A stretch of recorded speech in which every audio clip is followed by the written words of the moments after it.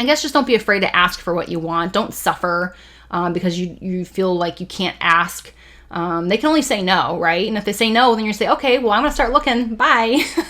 And that's the reality and I think they know that, especially this day and age. There's so many options out there that if they can't accommodate what you're looking for, they know that you can go somewhere else. And trust me, they do not want to lose you. Especially if you've worked hard there and you made a good name for yourself and you're a team player, et cetera, et cetera. They're going to more than likely give you what you need or what you want.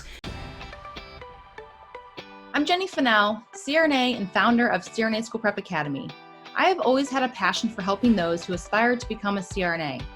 A couple of years ago, I started mentoring a handful of prospective students. Fast forward to today, and I have a successful mentoring program that has impacted hundreds of aspiring and now current nurse anesthesia students. What I enjoy the most in my business is connecting with you, the future CRNA. I love learning and growing with you. The road to CRNA is full of unique challenges and no two journeys are the same. But every journey has a learning opportunity. I'm here to share what I have learned over the years from not just my students, but CRNA community leaders, program faculty, and from my time as a practicing CRNA. This will be your one-stop shop to get the mentoring you need to not only guide you into this career path, but support you all the way through to graduation day. So if you're a nursing student who's exploring the possibility, an ICU nurse actively pursuing CRNA, or a current nurse anesthesia student, you're in the right place. Tune in for inspiration and actionable takeaways that will help you from start to finish. Let's get started.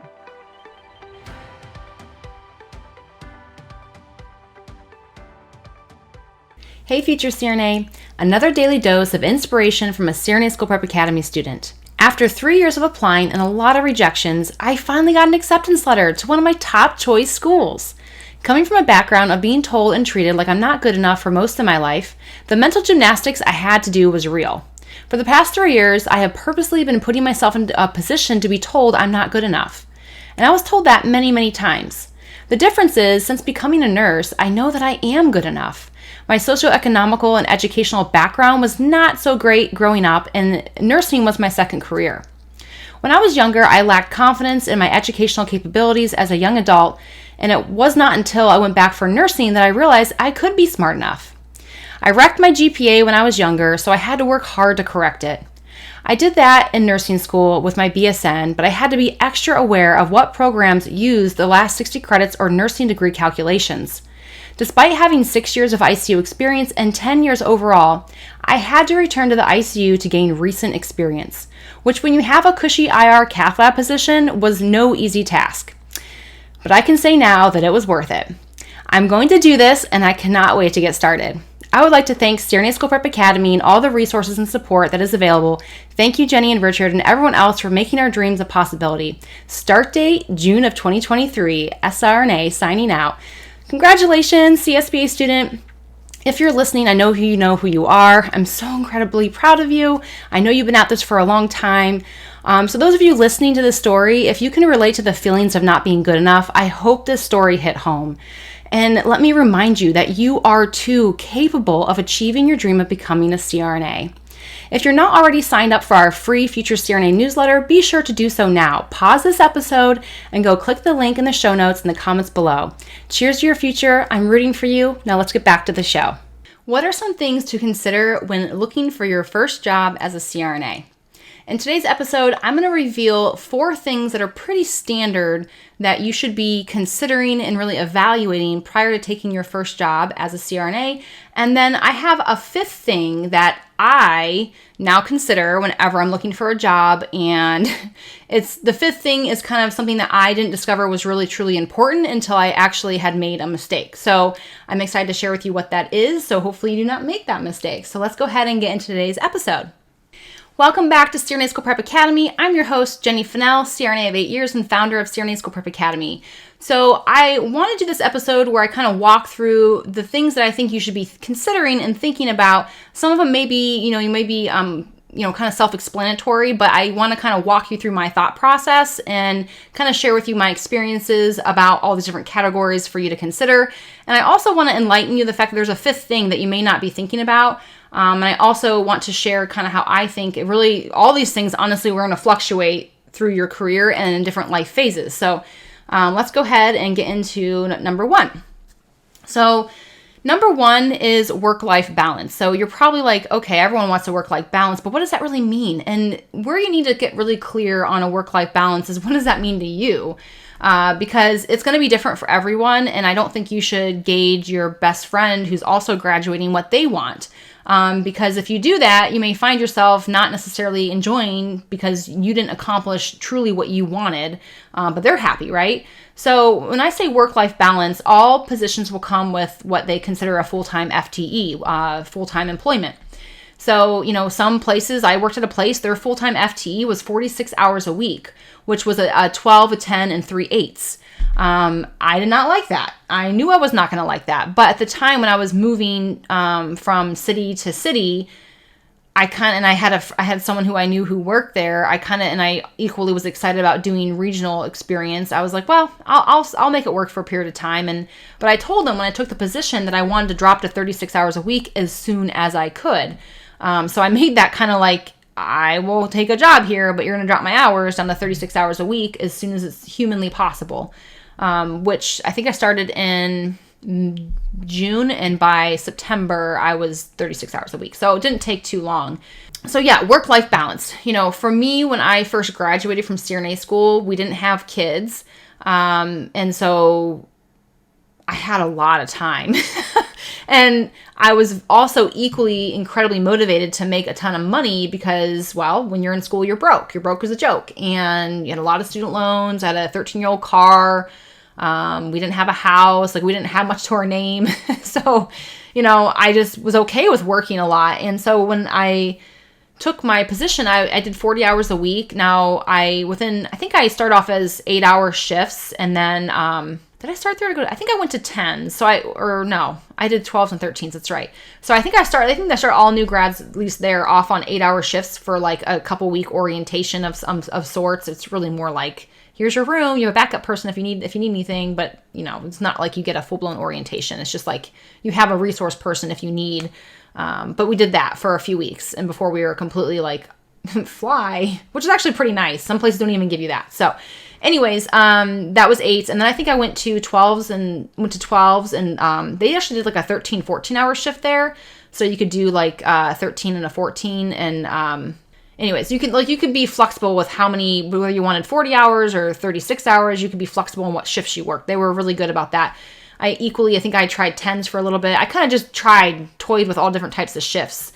But eventually within 6 months, I joined an open heart team. And when I did that, I went to 24-hour shifts and 16-hour shifts. And I initially was like, oh, sweet, 16 and 24, I only work 2 days a week. But what I didn't realize or even think about was the fact that when I worked to 16, most of them I wasn't leaving the hospital till midnight and getting home after midnight. And so the next day I'd sleep till like 10 a.m. And so half my day was essentially gone. And then I had to get up and work again the next day. And if it was a 24-hour shift, those days, we did not work at a place where the 24-hour shifts were like, you get to sleep. You essentially were almost up for 24 hours, and it was brutal. On occasion, we'd have a slow night, but even on a slow night, I couldn't sleep because I'd been anticipating the beeper to go off. I'd have to sleep with my coworker who snored right next to me. We didn't get our own rooms. We had to share a room, hot, sweaty room with like a fan. And I had to listen to someone snore all night long. And I had to sleep on a plastic pillow. I was just like, this is just not, I just can't do it. I'm too picky. I need a comfortable bed. I need a not sweaty pillow. And I need someone who doesn't snore, that don't mind jaw thrusting or elbowing in the middle of the night like I do my poor husband. But I can't do that to my coworker. So it was just not ideal. And I remember at the time when they asked me to do these shifts, I told the chief CRNA at the time, I was like, we want to get pregnant soon. I really don't want to be doing 24-hour shifts when I'm pregnant. And they were like, oh, just when that happens, just let me know. Like, it'll be fine. Just when it happens, you just let me know. Well, like the first month that I did 24s, we got pregnant. So it was shortly after I started 24s that I found myself pregnant, and I essentially didn't get to stop doing 24s until I came back from maternity leave. So yeah, my entire pregnancy, I was doing 24-hour shifts. Imagine how freaking hard that is. That is not fun. Yeah, it was not fun. And 16s, like I was dying. Like there were some days where I was like, I don't know how I'm going to, luckily it was our first child. And anyways, I would not do that now. Like, nope. So anyways, I made it through, had the baby, but I remember it being like, I'm not doing this. I'm not coming back. I'm not going to miss an entire 24-hour day with our baby. Like, that's not okay. It doesn't fly with me. So I came back, and I remember at the time, I was like the only one, like, to be on the heart team, you typically had to do 24-hour shifts. That was like part of the requirement, being on the call team, they called it. But I said, I don't want call, and I don't want 24-hour shifts. So you can either lose me or you can keep me, but give me what I want. I didn't say it that way. Obviously, I fluffed it up to sound a little bit nicer. And they gave me what I want. I was the only CRNA kind of grandfathered onto that heart team that came back and did 8-hour shifts. Well, initially I went to 10s and then I went to 8s, but I didn't do call. I didn't do 24-hour shifts. I kind of was like, yep, nope, just I want to be home, snuggle with my baby, and call it a day. And the 24-hour shifts were miserable. Like I said, I was never that CRNA who could sleep. Some of my coworkers could actually sleep for a few hours. I'm like, I legit just don't sleep, and it was miserable. So I guess work-life balance. I want to point this out because it can be different depending on where you work. Don't be afraid to ask for what you want. I guess this is like a moral of the story is I hear people complain a lot. I see people say, oh, well, I work at a place I never get breaks, or I'm like, well, are you asking for a break if you really need one? Or are you actively seeking out a position where you're asking coworkers what the environment's like and seeing if they actually get breaks routinely? If you're picking a place where the environment is like that, well, that's going to be kind of miserable. So anyways, seek it out. If you ask for what you want and you seek out an environment that's going to be conducive for the work-life balance that you're looking for, you'll find it. But it may not be like the first one you come to, right? Maybe you start off as a new grad in a position and you're like, wow, this is what I'm learning I don't want. So then you go and you find some place that you do like, Do not be afraid to leave. There are plenty of opportunities out there. Holy smokes. People are begging like me to come work for them, and not just me. Like it's not me they want. It's because I'm a CRNA, just flat out. That's it. People are begging for CRNAs to work right now. So you will be just fine. You have plenty of options. You do not need to stay at a place that doesn't give you the work-life balance you desire. You can find it. Will it be at your first location that you desire? Maybe not, but are you willing to drive an extra 15 minutes so you can have your dream job? I would think that'd be fine. Just pop on a podcast. Pop on CSBA podcast. Anyway, so work-life balance, I think different phases of your life, it's going to look different. Like I said, I didn't mind the 24-hour shifts or the 16-hour shifts or the late shifts or the overtime or any of that before we had kids. But then after we had kids, I was like, no, this is now my priority I've dreamt of becoming a mom. Well, ever since I knew I could. I don't know how old I was, but I always knew becoming a mom was a big priority to me as far as I want to make my job work for me so I can be home. Like that was always a big goal of mine.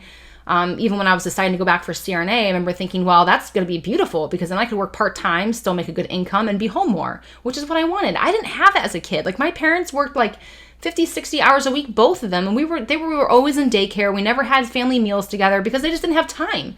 They were both working 50, 60 hours a week forevermore. And we never had family time. Very rarely. And so I knew I didn't want that. And I love my parents. They worked to give us what they could. But I just knew, like, for my own family, for our own family, I wanted something different. I wanted to have that time. And I watched my parents struggle. They worked so hard to make so little, what it seemed like was never enough, right? So they always had to work for more and more and more. And it was like, you're never around, So it was just like, dang it. So like, equally, I became a CRNA, so I knew I could be around more, right? So I just wanted to make sure that whatever job I took, that they knew that was my priority, and that was what I was after. And depending on where you work, the culture could be different. Like sometimes the culture is like work, work, work, work, work. And you can be like, no, no, no, no, no. Like I implore you to just empower yourself to be like, no, I don't want to work. And that doesn't mean I'm lazy or not good enough or any of those things. It means I care about family. That's my number one. And that's my time. And so like, there's no shame in that. Anyone who tells differently is probably secretly miserable themselves, right? They're a slave to money, which is where I found my parents. That's what they were. They were just constantly working more to make more. But it's like, did they really get to enjoy their time? No, they were not happy. And so the answer for me is no thanks. Like I would rather make less money and have more time. And I honestly think whether there was a good thing that came out of the last few years, I think that's actually one of the good things that did come out of what happened over the last few years is the fact that people have like eye open to like, life is short. Life can be bittersweet. And why am I working 60 hours a week instead of spending time with my children who are growing up at the blink of an eye, instead of spending time with my elderly mother who, gosh, only knows what if next year she gets cancer. You don't know. You're not promised tomorrow. So what you do with your time now can impact the rest of your days. And so it's being about really intentional about how you want to spend your time, and work is one of those avenues, right? And don't get me wrong, I love what I do. I love being a CRNA. It has nothing to do with that. But I equally am working so I can live. I'm not living to work. So just remember that. So overtime, call, whether it's a requirement or voluntary, almost every place I ever worked at except for one has all been voluntary basis for overtime, weekends, holidays. But I do know that's not always true. Like I have seen on, I think it's like CRNA Moms Facebook group, because I'm cool like that. No, it's a good group. If you're on Facebook, CRNA Moms, once you become an SRNA, join that group. It's a great group. But I've seen people post things like they don't have that. Their job requires them to work certain holidays and weekends. And, so it doesn't always exist. But knowing it does equally exist if you seek it out. I mean, I can't speak for all areas of the entire country. I just know that it has to be possible because there are some here. So that means there has to be some out there.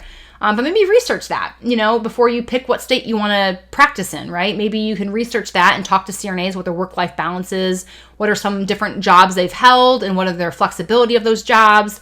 You can go work at a surgery center. You don't have to work at a hospital. So, and because if that gives you the work-life balance you desire, then work at the surgery center. Just know that you can seek it out. There's so much opportunity out there.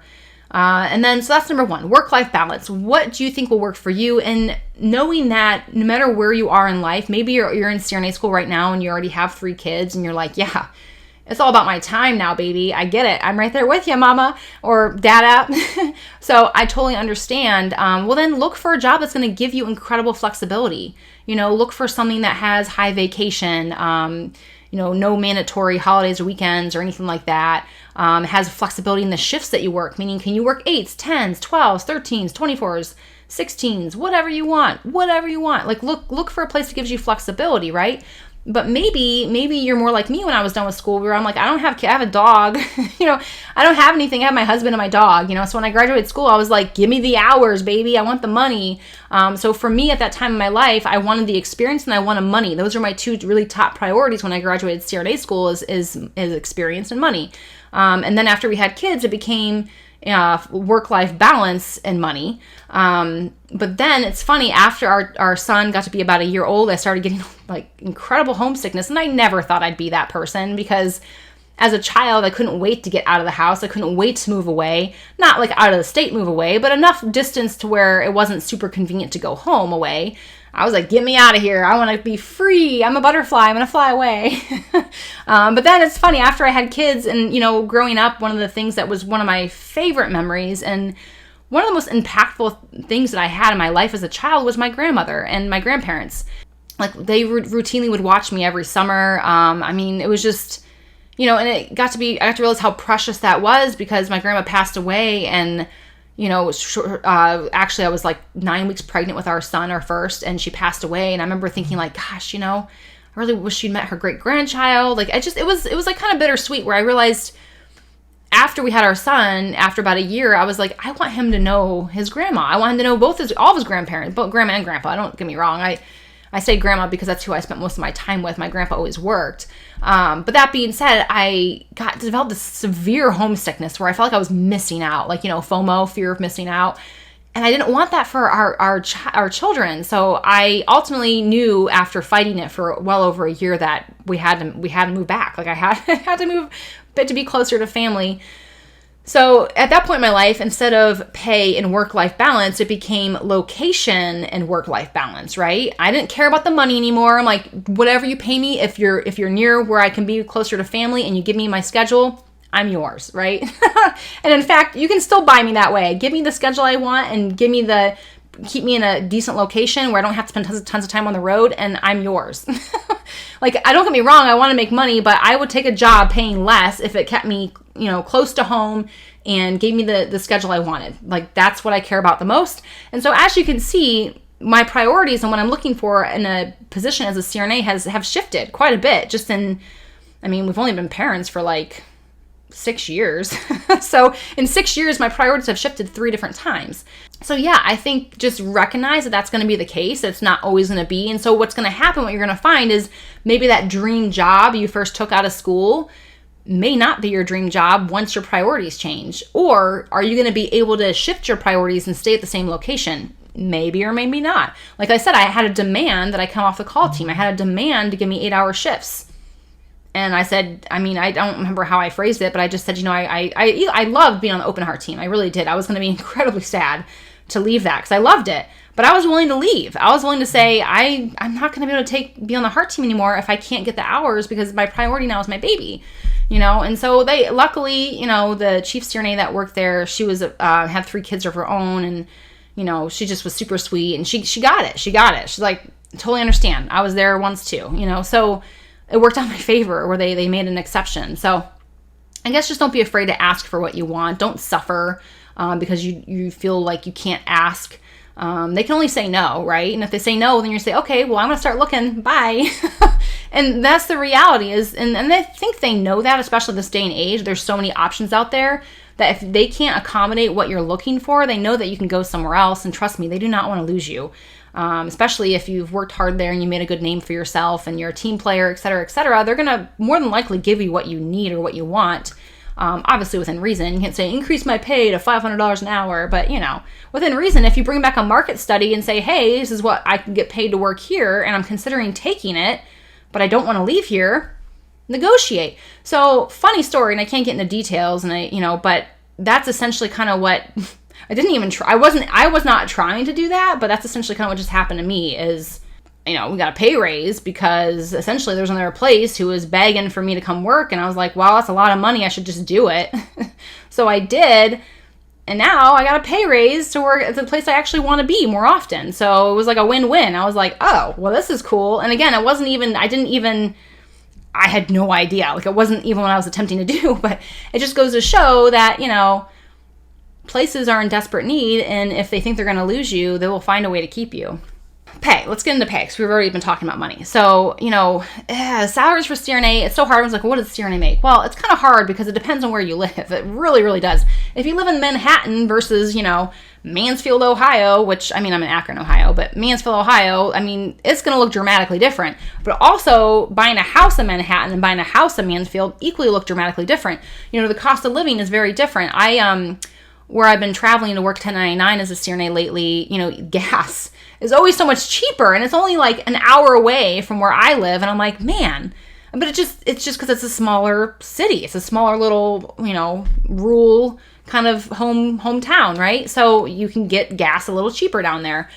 So again, it just depends. So don't be like, oh my gosh, they make $250 an hour, but their house is like $1.5 million for like a 1,000 square foot home. Like, that's hard. I don't know. I'd take less pay and have a better house. But you pick where you live, and where you live is where you live, and cost of living is very different and depending on where you live. Some cities in this country, it's like almost impossible to ever own a home because it's how expensive it is to even buy. So is that what you want? You might make a lot of money per hour, but it doesn't really make up for the difference, the fact that the cost of living is so outrageously expensive. California, just kidding. California is beautiful. I'm slightly jealous, but not really, because then I'm like, forest fires and cost of living. Okay, I'll just go visit. Totally happy with vacations out there instead. Ohio's safe too. There's like not lots of natural disasters out here other than tornadoes. Like we don't hit hurricanes, we don't get earthquakes, we don't get forest fires. We probably do to like a smaller extent, but yeah, Ohio's cool. I like Ohio.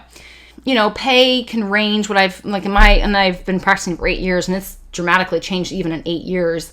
PRN rates can be anywhere from like PRN, meaning, so W-2 rates are anywhere from probably as a new grad, probably like anywhere around like 85 on the very low end. And I'm sure there's probably lower, so don't quote me on that, but I think 85 is a pretty low end these days. Now, back when I started, that was 8 years ago, and I started at 85.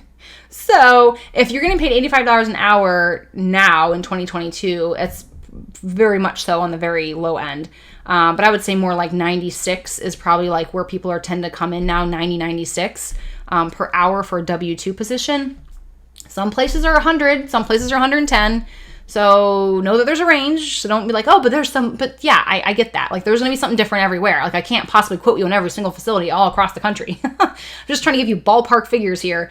So again, in California and Manhattan, yeah, it's probably more like, I don't know, for a W-2 position, it's probably more like $130, $140 an hour, maybe, but then you look at the cost of living and it's probably still equivalent to making $96 an hour in Ohio. So it's all relative, right? Is ultimately what I'm getting at. But you're looking at, right around a $200,000 a year salary for a W-2 position is essentially what you're looking at. Now, overtime, things like that, probably a little bit more.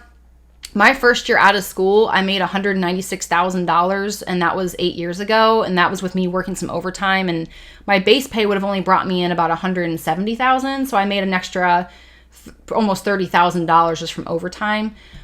So there's that, and I wouldn't say I worked a ton of overtime. I mean, it was like once a month I did maybe a 24 and maybe like one extra 8 a month. That was it. That was a lot for me, by the way. So I'm not someone who's real gritty, who's like, I'm going to power to. I just never been a big proponent of working 60 plus hours a week. It's just not for me. Now, unless I'm working on CSBA. If I'm working on CRNA School Prep Academy, oh, heck yeah, I put in like 100-hour weeks for this business to get this business rocking and rolling. So that's different. This it's just different. You know what I mean? Like, I think it's like, when you're paid per hour to do something versus something that, you can build on over time, it just feels different than what you're working towards. So yeah, I just never been a big proponent of putting in tons of hours as a CRNA, but I've equally known some CRNAs who for years work like 60 plus hours a week and they make a ton of money. They probably pay a ton of taxes, but they pay off all their student loan debt in like a few years, like hundreds of thousands of dollars in a few years because they work that much overtime. Back when I was at Toledo, I want to say it was 135 was the weekend rate. I'm sure it's much higher now. I'm sure it's probably more like 150. I don't even know because I work PRN right now, so I don't really know what the weekend rate is, where I currently work. But that being said, ranges from 135 to probably 150 an hour for a weekend. And then sometimes they give you like overtime, right? You get paid a certain amount for overtime. Sometimes we got $200 to take call, and if we didn't get called in, we still got the $200 kind of thing. And you would take call in 4-hour increments. So, and then from home, so it wasn't really that big of a deal. And if you again didn't get called in, you got $200, and maybe it's up higher now. Maybe it's $300. I don't really know. But that being said, pay can vary. So even though you have a base salary, after your CME money, which is your mandatory education, after like your QPI bonus, which is like if you waste all your narcotics and you do all your good charting and you join a committee and you show up and you do blah, blah, blah, blah, you get like a QPI bonus, which is like quality improvement. So all of it beefed all together, your bonuses could equal an additional $5,000 or $6,000 a year, education, a couple $1,000s. And then over time obviously can accumulate depending on how much you do. So there's a lot of ways to make additional money on top of what your base W-2 rate is. Now, that being said, if you choose to do something like PRN, you make a lot more per hour than the W-2, but you don't have the benefits, but you equally don't have to work any weekends, holidays, or any of that. You're not obligated. You just literally whatever shifts you want. The downside about a PRN is if they're fully staffed, you may not be needed that much, and so your hours can be very inconsistent. Likewise, if they're really short-staffed, you're going to be in high demand, and they're going to be like, work, and you're going to be like, I can't. Like, I didn't take this PRN position to work full-time. So just know that, depending on if you're a PRN, your hours are going to fluctuate. But that's the reason why you take the PRN, because you don't necessarily need the consistent income. You just need your hours. So that part about it's really nice. But that being said, most people I know that do PRN have husbands or significant others that have medical benefits or that have a very steady income. So like their income is more of like as needed. Like it's not like they don't rely on that one income because it's not a reliable income. So be cautious. I know it sounds really tempting, but I would just make sure that you've thought that through, that it's like feast or famine when it comes to hours as a PRN. And then there's 1099. 1099, again, it's nice because it's kind of like depending on the 1099, there's various types of 1099s, right? They could have a 12-week contract where they want you for 10 hours Monday through Friday, 10-hour shifts or 8-hour shifts or whatever it is. You have to give them at least 32 hours a week or 40 hours a week or whatever it is. Then, like, I found kind of a rainbow 1099 position where it's a PRN 1099. So it's a PRN, meaning I work as much or as little as I want and it is what it is. Like I don't have a set schedule. I don't have set hours. It's just, I can work that day, and that's it, and they'll take me. That's pretty unique. It's not as common, but they are out there, clearly. So same thing with 1099. If you want to, like, the thing about 1099, it can be predictable for 3 months, but then if once you get in the rhythm of finding new contracts and maybe even extending the contract, it's really probably not a huge deal. But you essentially have to be prepared as a 1099 to maybe have a lull period where you might have a month or two without work. And the credentialing takes a ton of time. So you literally would start your 3-month contract somewhere, and if you had planned on going somewhere else, you better be starting the credentialing, because that takes a lot of time. And I just also had a nightmare experience with getting an RN license out of state. Like, I don't want to do that again. That was a nightmare, a complete nightmare. I was like, what? It was Pennsylvania. Yeah, Pennsylvania was incredibly hard. They don't even care about your CRNA license. They just care about your RN license, which is completely backwards. Like, what? Anyways, I had to like get fingerprinted like 5 different times like that, and they treated me like I was a criminal. You'd think if I was really a criminal, I wouldn't have an active RN license in Ohio, but okay, whatever.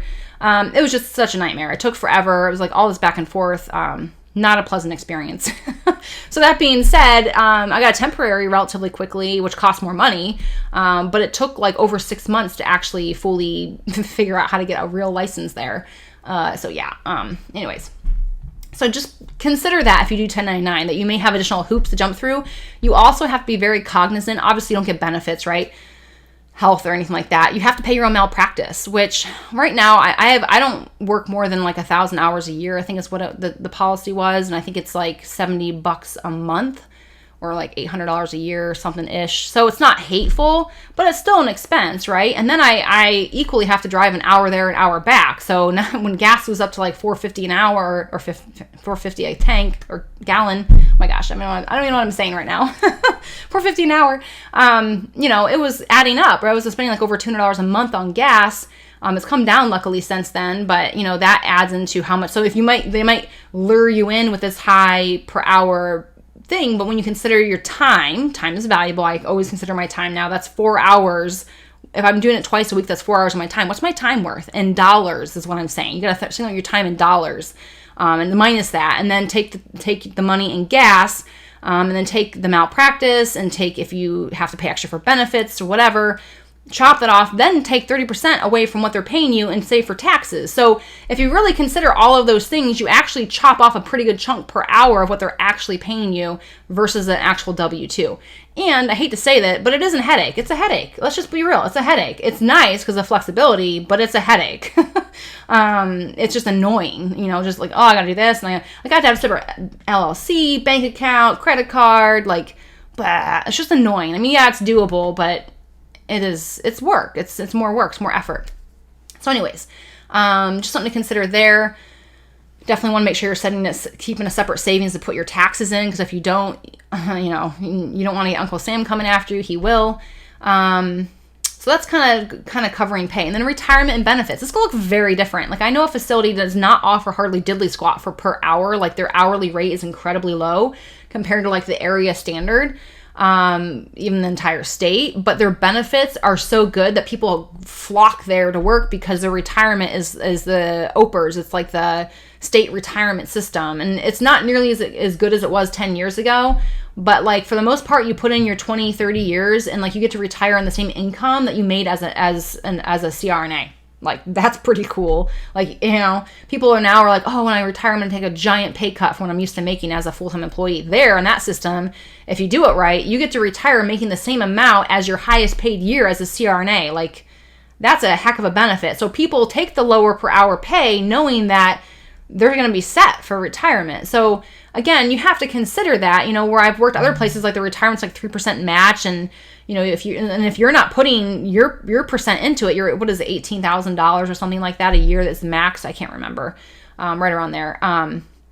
Then they match 3%. So if you're only putting $10,000 in there and they're giving 3%, you're missing out on a chunk of that 3%. Meaning if you're maxing out at 18%, you're getting the full 3% they owe you for the match.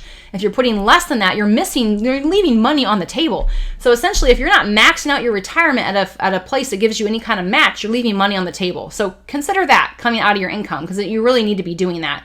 And then there's things like 403B, which even as a PRN, you don't have access to the 401k, but you have access to the 403B, which you should be investing in. It's kind of like, why not? It's a good like mutual fund for you to invest in that's, managed by the hospital system. So, it's going to be good.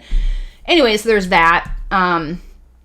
But yeah, I mean, technically, but depending on whether you're PRN or 1099, you don't get the CME benefits. You don't get like the QPI or anything like that. So I guess what I'm trying to leave you with is you really have to run the numbers and really hardcore write them all down and really figure out what makes the most sense. You'd be surprised. Like if you look at what they make per hour as a W-2 and you look at what you make as a PRN, now that I'm paid what I am as a PRN, they just bumped me quite a bit.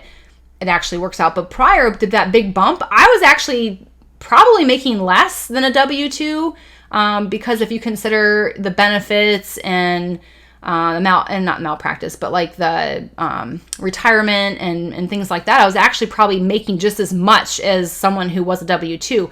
Now that they've bumped me significantly, I'm actually still making more per hour, but it just really shakes out differently depending on if you consider all those other factors that go into it as far as pay. And retirement can be a huge thing. I mean, I know it seems so far from the distance, but if you don't think about it now, you could be regretting that later when you're like, darn it, I didn't hardly put anything in my retirement and now I have nothing, and I'm used to living off $8,000 a month and I have to retire on $5,000 a month. That's gonna hurt. And now if you have paid off cars and everything else, maybe not, but it's still gonna feel different when you're used to living on $8,000 a month and now you have to go down to $5,000, even though as a CRNA, you're probably more accustomed to living more at like 10 or 12, right? So just keep that in mind. Can't forget about saving for retirement, even as a CRNA. Like you're a highly paid provider. You need to be smart about saving now so you can not work till you're 70 years old. But you can if you want to. All right, so let's get into number 3, which is scope of practice. So again, as I mentioned earlier on, that when I first graduated, that was really important to me. I knew I wanted to work at a place that allowed me to do open heart as a CRNA and relatively early, meaning like I could have gone and worked somewhere else where CRNAs did open heart, but I knew it was like a team of 6 people, and typically like you didn't get a chance to even be considered for the open heart team until you had been around for like 5+ years. And I'm like, oh, that kind of stinks. Like I want it now. So I equally sought that out where I knew I could get a job at a place that I knew relatively soon as a new grad, I could join the open heart team. So I sought that out. Also equally so when I changed positions from when I moved, different cities or whatnot, I'm like, wow, what have I not done as far as my skill set? Like I've done OB and like I've said before, and if you've listened to my previous episode, I had a love-hate relationship with it. So no thanks, done with that. I did some peds also, which I'm like, okay, at the time I was like, I don't mind peds. I don't mind it, but I didn't have tons of experience where I was like, I really want more. I already kind of had enough to where I know how I felt about it. But one of the things that I didn't have a lot of experience with was regional, right? Like peripheral nerve blocks. So I sought that out. And I found a place that did, like the CRNAs were assigned to a block room. And so you would do, 15, 20, sometimes 30 blocks in a single 8-hour day.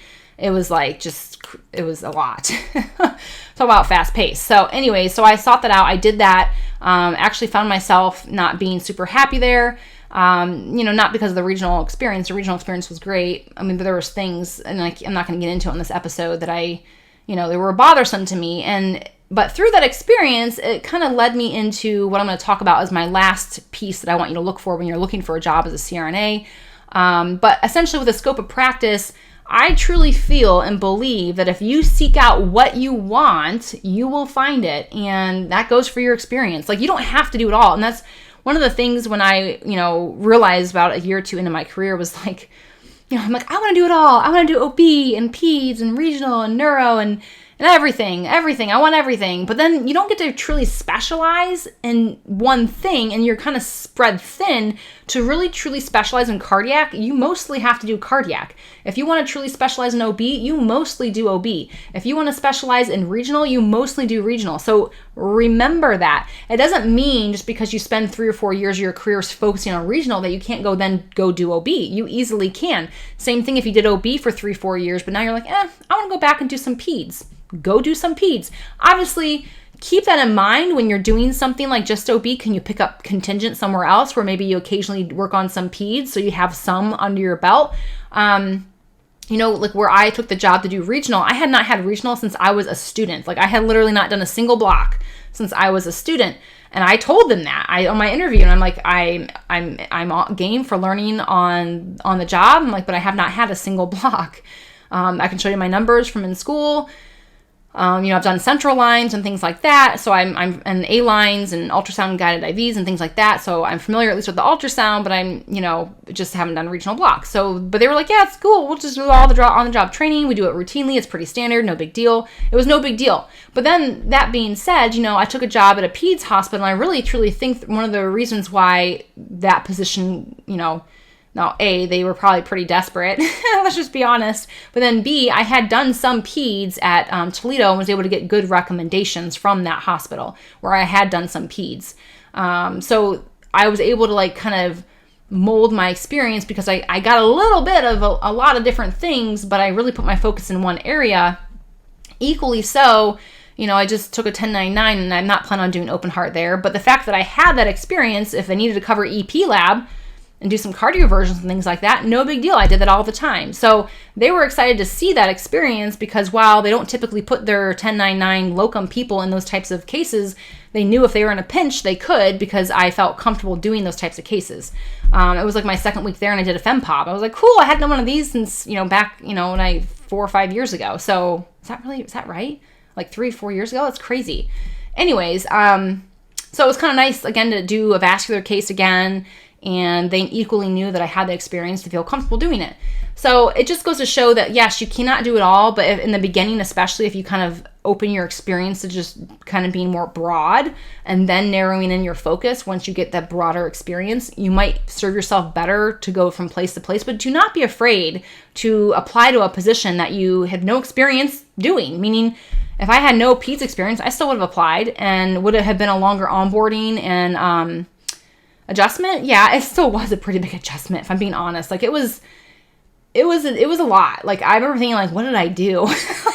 It was very intimidating, and it was a lot to orient at a true peds hospital where they were these 1 kilo babies, and I'm like, so even with my 5 years of experience, or 6 years at the time, I don't know what it was, but it was a lot. And I've been there for 2 years now, and I love it, but doing all weight-based dosing again too was something that I feel unfortunately in adult land sometimes you get more custom into typical doses and don't think weight-based all the time. Now to me it feels like second nature. It's no big deal, but it was a big adjustment to go from not having that mindset to thinking about it 24/7 when you're working with peds, right? So that being said, don't let your experience deter you from seeking out opportunities in your career, right? Remember, if you want work-life balance, seek that out first, and depending on where that ends up falling, then you mold yourself to fit that need, right? If that ends up being a surgery center, cool, it's a surgery center. If it ends up being a peds hospital, it's a peds hospital, right? So pick your number 1 and number 2 priority and kind of feel how that's going to fit into. But I really think you can't hit all of these in one fair swoop. You're never going to find a place that gives you work-life balance, pay, scope of practice, and it's in the perfect location. To find all 4 in one place, you found a unicorn job. I'll just tell you that right now, so hold on to it. But number 5 is actually what I want to get into here in a minute that I think is something that especially hard to find all of that plus number 5. But number 4 is location. Because who wants an hour commute somewhere? Now, if you already live rural, you're probably already used to commuting quite far to your job, right? So it's probably just something you've accepted if you live where you live to be close to family, that you're going to have a commute, and that's okay. That wasn't what I grew up with. It wasn't what I was used to. I was used to usually living pretty close to where I worked and didn't mind living in, more of a suburban lifestyle. But for me, I don't mind a half hour to 45-minute commute, but in hours where I'm this is starting to get, especially if it's a bunch of freeway driving. To me, I just consider my safety even. Do I really want to be driving here in the winter? I mean, I don't mind Ohio winters. Obviously, I live in Ohio, but it's equal. When it's icy, it's freaking dangerous to freaking drive. The freaking semi trucks and all that stuff. No thanks. So anyways, I consider location because to me, that's my time that I'm going to be taking to get to work. And time cuts into my free time. Meaning if I have to spend unpaid time driving into your facility, that's less free time that I have for myself and my family. So I do consider that when I'm looking at a job. Because like I said, my number 1 priority is work-life balance. And that location takes up my work-life balance because it takes up my time. So that's kind of where, and don't get me wrong, I'm equally swayed to sacrifice for a period of time. Like I just took a 1099 that's an hour away, but I know that's temporary. I know I'm not doing that forever. I don't want to. I don't even want to drive there in the winter. And so that's just where I'm at. And I was upfront about that. I'm like, I'm not planning on driving there in the winter. Like I just don't want to do it. It's not worth my time or my safety to do it. So anyways, but you might want to think about location. How far are you okay with driving the commute back and forth to work? And what is your time worth? And would it be worth moving closer? Or do you prefer to live further away so you can have a property you want or be closer to family, whatever it is, and knowing that may shift, meaning you may be okay with a short commute now, but maybe when your family gets older and you need to be closer to take care of them, maybe you'd be okay moving away and having a further commute. I mean, whatever it ends up being, or vice versa, right? Maybe you're okay living further away now and then living closer once you have kids because you don't want the commute anymore. You want to make sure you're getting home to snuggle those babies a half hour sooner. And honestly, sometimes I feel like some people I've talked to just don't have a choice because you're from where you're from. And if you're from an area that just the closest hospital that is around is like 40 minutes, well, then you're going to have to accept the fact that you have a 40-minute drive unless you're willing to move further away from family. So again, you have to just kind of accept what you have, what you can work with, and kind of pick what your priorities are. Okay, let's go into the very last one. Number 5 is something that, again, that I didn't necessarily think about. Like I thought about all these other things, right? All the time about looking for a job and things like that. But number 5 is one of the things that I didn't consider until I had an experience that left me feeling otherwise. Like I was lucky enough to my first job out of school. I mean, don't get me wrong. It wasn't all rainbows and sunshines. It wasn't all perfect. People didn't always get along, but for the most part, it was a good place to work. Good work-life balance, relationship-wise with the attendings, the CRNAs. It was a pretty good place. The only thing that my biggest pet peeve of that place was like the higher ups, like the just all this corporate stuff all the time, like gouging us with like nickels and pennies. I feel like we're always taking things away. Like you're losing your CME money, you're losing your vacation. They always felt like they were taking things away, which was annoying. That was my biggest pet peeve with working there was they were like gouging us, right? Well, they probably haven't been able to do that now because now the way things have shifted, they're gonna have to pay up, to keep their staff. And they always had tons of locums too. And I'm like, you're gouging us, people are getting mad and leaving, and you're hiring locums who are a lot per hour. It's like, that doesn't make sense. So we were dealing with that, which I'm sure you're well aware of because pretty much all nursing specialties deal with stuff like that. All medical professions deal with stuff like that. But for the most part, again, the work-life balance, the environment, the scope of practice, it was all really cool. So that being said, I just wasn't on my radar that I would ever be unhappy for that reason. But then when I took my position, like I said, to get some different experience, I had a good friend who worked there. I'm like, this is going to be amazing, right? And I just did not find it to be the case. And not the fault of the place. Whatever, to be ... whatever. Just without going into too much details, I just wasn't happy. And I felt really torn for a while. Like I kept thinking like, maybe it's all me. Maybe it's just not made for me. Maybe this is my fault. Maybe... But then there were some really big things where I was like, no, I shouldn't be okay with this. Like I'm upset because this is legit not okay. And nothing's being done about it, right? So I finally found my backbone where I had literally within 6 months, I was like, I don't think I can work here anymore. And I remember being like, I never intended to take a job and only work there for 6 months. Heck no, that's a pain in my butt. I don't want that. I want to plant my butt somewhere and grow. Like I don't take a job and just peace out unless it's like intentional 1099 or something, but I did not intend for this to happen. And I was upset because I just was like, man, it just seemed like, well, dang it. I just wanted to freaking settle in somewhere and be happy and not have to move again or not have to change, I just wanted to get comfortable. And I found myself like knowing that I wasn't going to be okay there, that I just wasn't my thing, for various reasons. So I found myself looking for another job in the middle of the pandemic, where operating rooms were closed. And I was like, oh my gosh, like literally put in my 90-day notice before I even had a job. And operating rooms were literally, I don't know if they had reopened yet or if they were still closed. It was just like, this might not be the smartest idea, but I just did it because I just totally had it. I was just like, boom, my straw blew off. I'm like, I'm just done. Anyways, so luckily I was able to get 4 job offers within a month. And but what I getting at is number 5 is ask about the environment, right? And this means like, what's the longevity of your staff? Like that's probably the most important question I found out that you need to ask is like, what's your most senior CRNA that works here? And what's your turnover? Like, you have to ask that question, because if I had asked that, it would have been a pretty big red flag, knowing that the most senior, there was one senior CRNA for 10 years. Other than that was 3 years. One CRNA for 3 years and the other one 10. There's only one person who's been 10. And then in my short period of time there were other like 3 or 4 year CRNAs that got like let go, like not just resign. Like, I don't know. It just was like, whoa. So again, ask about the environment, the longevity of the CRNAs. Why do people leave? And that's really telling, because if you have CRNAs who are like been there 20, 15 years and there's multiple of 20, 15 year CRNAs, that's a good indication that facility takes care of their CRNAs, right? That's a good indication that the environment is friendly to CRNAs. It's a good indication that you're also going to want to stay there for 10 to 15 years. So that is the most important aspect of this entire episode, is number 5, find out about the environment. The best way to do this is to talk to current CRNAs. You guys, it's so easy to find a CRNA who works somewhere, who knows someone who knows someone. Like when I left the position that I was unhappy in, and it was no fault, the staff was great. It was like the CRNAs, it was not that at all. I just went up to my coworkers and said, hey, do you know anyone who works here and here and here? Can I please have their number so I can connect with them to see if they're happy? Because I don't want to make the mistake again. I want to be happy. Like, I want to like where I work. And so that's what I did. And it served me really, really well. And I equally, when I went and interviewed, I asked those hard questions. Like, what's the most senior CRNA that you have on staff? What would you say the most common reasons that people leave? I want to know, because it'll give me a good indication of whether or not I will equally feel the same way. And I want to find a job that I can stay put.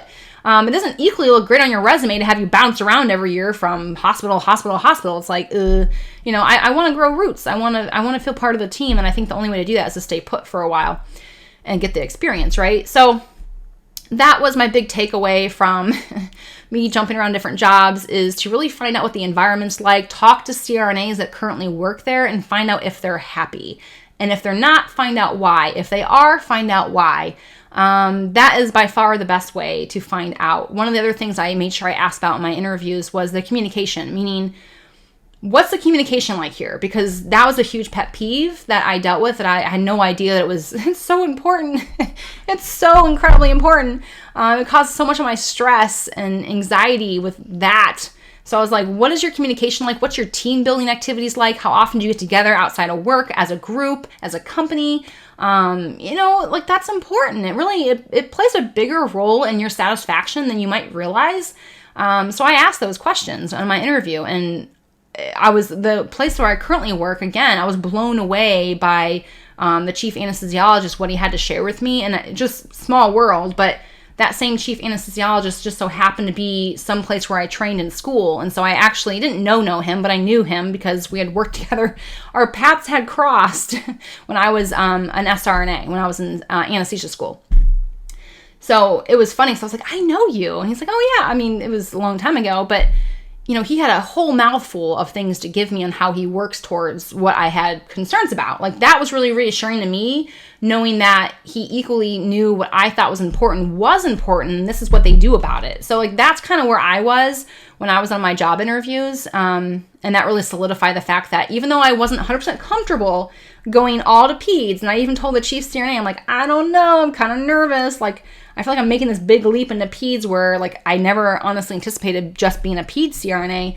But I'm so glad I did. And, equally so, that chief CRNA was completely understanding and like, yeah, I get it. Like, let's just see. I totally get it if it's not your thing. Like, but, let's just see how it goes. And so that also was reassuring, knowing that they were, like, incredibly open and flexible and just accommodating for what, and listen to what my fears were, right? And not say, oh, what do you, and I don't know. It was just nice to hear someone's like, yeah, human to human, I get it. Like, so it's a big shift. So yeah, it's just been great. The staff's great and the environment's great. And so it makes my life so much more enjoyable. I could have the crappiest day because of the patients, but if the staff's enjoyable, if the environment's enjoyable, it's okay to go back the next day, right? So I want to leave you with that as a thought. I hope you guys enjoyed this episode, and I will see you next week. Thank you so much for tuning in.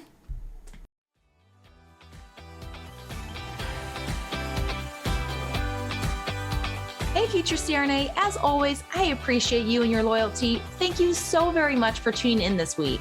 I'd love to hear from you, so screenshot this episode and share it to your IG stories with your biggest takeaway. Don't forget to tag me at CRNA School Prep Academy so I can personally thank you. Be sure to head over to CRNASchoolPrepAcademy.com to check out our blog and gather free resources to help you along your CRNA journey. Stay strong, and I'll see you next week.